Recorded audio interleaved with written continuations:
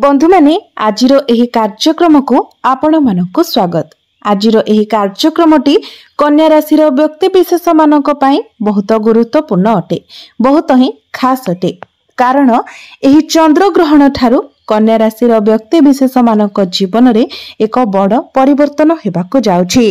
तो बंधु माने आपण निजर गुरुत्वपूर्ण समय मध्यरु 10 मिनिट समय निज पई दियंतु एवं निजर भविष्यत विषय जानंतु। कारण एही चंद्र ग्रहण दिन ग्रह मानकर गोचर रे एक बड़ परिवर्तन हेबाकु जाउछि, जहा फल रे आपणक जीवन रे मध्य एक बड़ परिवर्तन हेबाकु जाउछि। तेबे आपणक जीवन रे कोन सब परिवर्तन हेबाकु जाउछि से विषय जानिबा पई आपण माने वीडियोटी को स्किप न करी शेष पर्यंत निश्चय देखंतु।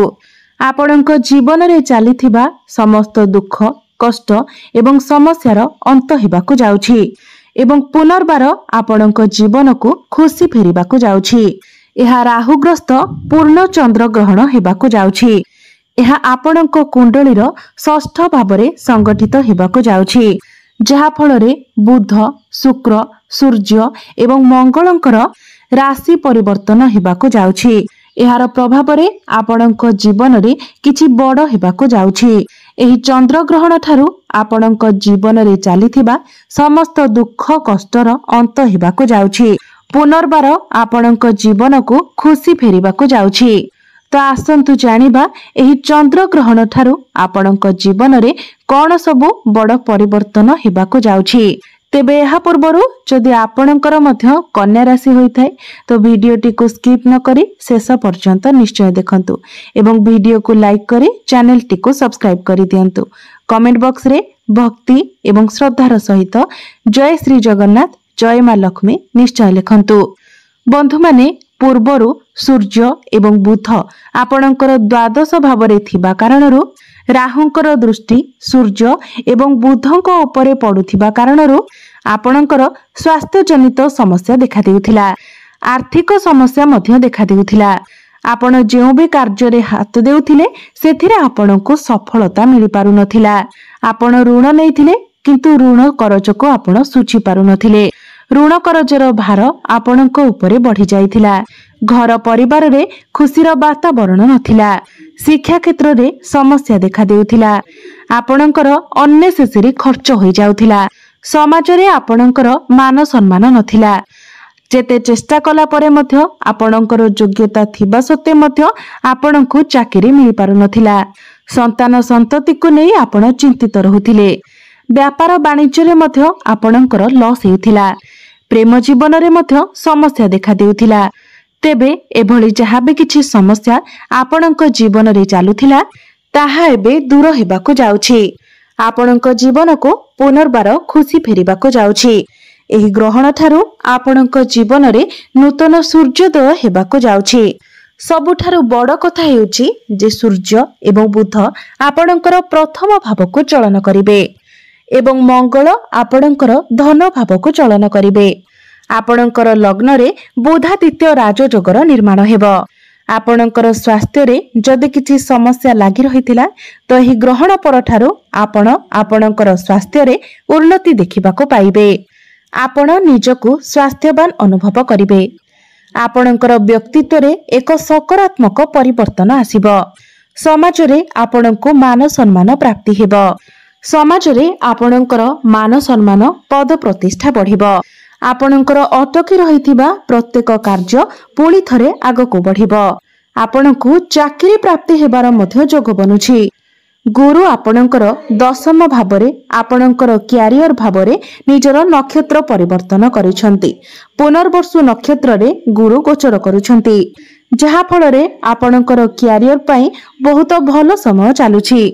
जो माने चाकरी करिसंती चाकरी क्षेत्र रे आपणकर प्रमोशन हेबार बहुत अधिक संभावना रहुछि। कोनोसी एमएमसी कंपनी रु आपणको जॉब आपणको पाखको नुआ नुआ काम आसीबो एवं समस्त टार्गेट को मध्य आपण अचीव करिनेबे। ऊपर ऑफिसरंकर सपोर्ट आपणको प्राप्ति हेबो। जो माने बेरोजगार अछंती दीर्घ दिन धरी जो माने चाकरी रो अपेक्षा रे रहिथिले सूर्य एवं बुध आपणकर प्रथम भाव को आसिले आपणको चाकरी मिलिबार बहुत अधिक संभावना बनुअछि। आपण निज तरफरु चेष्टा जारी रखंतु। निश्चित भाବରେ आपणको सफलता प्राप्ति हेबो। बंधु माने भाग्य भावर अधिपति शुक्र आपणकर लाभ स्थान रे चलन करूछंती, जहा फल रे भाग्य आपणकर मजबूत हेबाकू जाउछि। भाग्य बल रे कम परिश्रम रे आपणको बहुत अधिक सफलता प्राप्ति हेबो। आपण किछि बड़ इन्वेस्टमेंट करि पारंती किंबा कोनोसी बड़ कार्यर आरंभ करि पारंती। घर को कोनोसी बड़ जिनिस आपण क्रय करि आनि पारंती।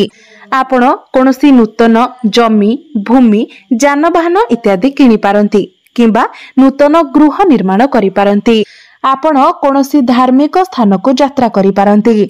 आपणकर मन धर्म आड़को अग्रसर होई पारे। कोनोसी धार्मिक कार्य आपण निजर अर्थ खर्च करि पारंती। धार्मिक कार्यकलाप रे आपण अधिक समय दे पारंती। बड़ भाई भौणींकर सपोर्ट आपणको प्राप्ति हेबो। चारि दिगरु आपणको लाभ ही लाभ प्राप्ति हेबो। शेयर मार्केट स्टॉक मार्केट एवं ट्रेडिंग रे काम करुथिबा व्यक्ति विशेष माननकु आकस्मिक धन प्राप्ति हेबार मध्य जोग बनुछि। आपणको पितांकर सहाय्य सहयोग प्राप्ति हेबो। पैतृक संपत्ति आपणको लाभ प्राप्ति हेबो।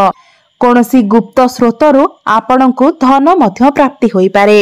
आपणकर पंचम भावर अधिपति शनि आपणकर षष्ठ भावरे शश नामक राजयोगर निर्माण करूछंती। पंचम भावटी होइथाय आपणकर शिक्षा क्षेत्र एवं प्रेम जीवनर भाव, जहा फल रे प्रेम जीवन रे आपणको सफलता प्राप्ति हेबो। पूर्वरु आपणकर प्रेम जीवन रे जहा भी किछि समस्या लागि रहितिला, जदि आपणक मध्यरे मनांतर मतांतर लागि रहितिला किंबा आपणक मध्यरे कथावार्ता बंद होई जायतिला, तो पुनर्बार आपणक मध्यरे कथावार्ता हेबो। आपणक मध्यरे जहा भी किछि समस्या थिला से सब दूर होई जिवो। पैचअप हेबार मध्य संभावना बनुछि।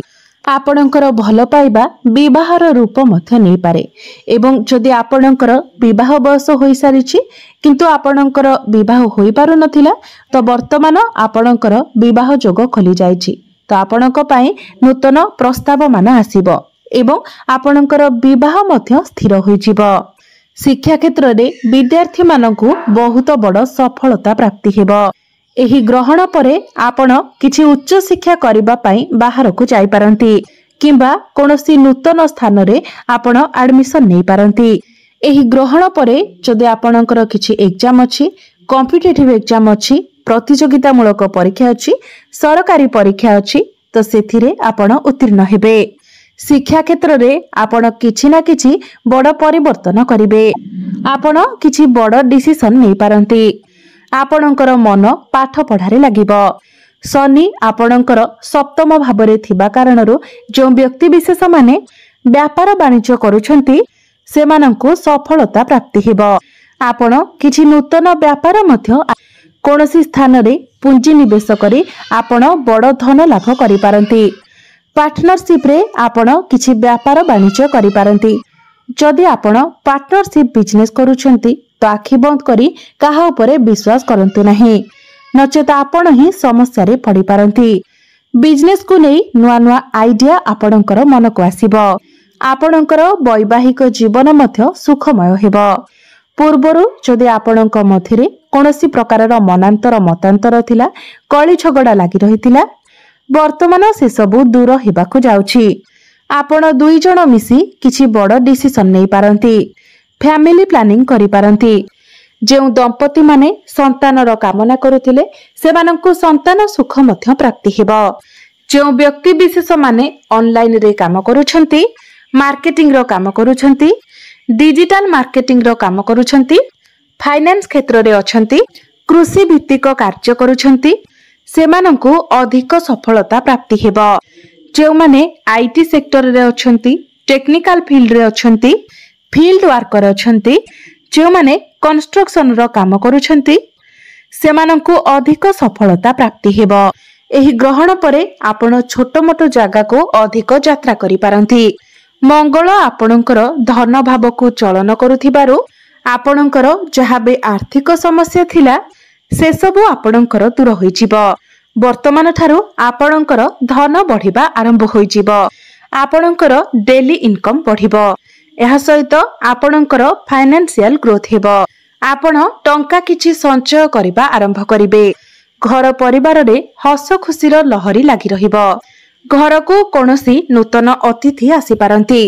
जो व्यक्ति विशेष माने करजर मायाजाल रे फसी जाइथिले समस्त ऋण करजरु आपणको मुक्ति मिलि जिवो। कोर्ट कचेरी रे जदि आपणकर किछि मामला चलीथिला तो राय आपणकर सपक्ष रे जाई पारे। तो सब दृष्टि देखा गले एही चंद्रग्रहण ठारू कन्या राशि व्यक्ति विशेष माने प्रत्येक क्षेत्र रे उन्नति करने को जाउछंती। ताहा शिक्षा क्षेत्र रे हेउ, प्रेम जीवन रे हेउ, क्यारियर रे हेउ, वैवाहिक जीवन रे हेउ, प्रत्येक क्षेत्र रे आपणको सफलता मिलबा को जाउछि। तेबे अधिक शुभ फल प्राप्ति करिबा पई आपण प्रत्येक दिन बुधंकर बीज मंत्र 108 थर जप करंतु।